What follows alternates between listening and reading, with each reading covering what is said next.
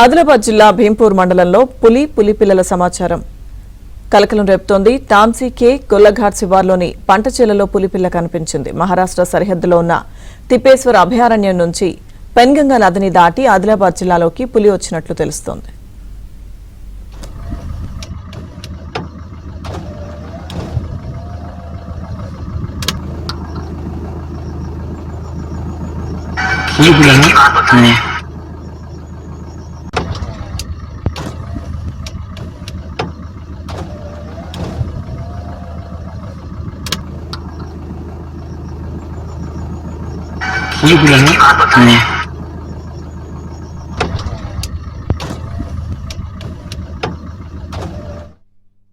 ఆదిలాబాద్ జిల్లా భీంపూర్ మండలంలో పులిపిల్లల సంచారం కలకలం రేపుతోంది. తాంసీ కే గొల్లఘాట్ శివార్లోని పంట చేలల్లో పులిపిల్ల కనిపించింది. మహారాష్ట్ర సరిహద్దులో ఉన్న తిప్పేశ్వర్ అభయారణ్యం నుంచి పెన్గంగా నదిని దాటి ఆదిలాబాద్ జిల్లాలోకి పులి వచ్చినట్లు తెలుస్తోంది.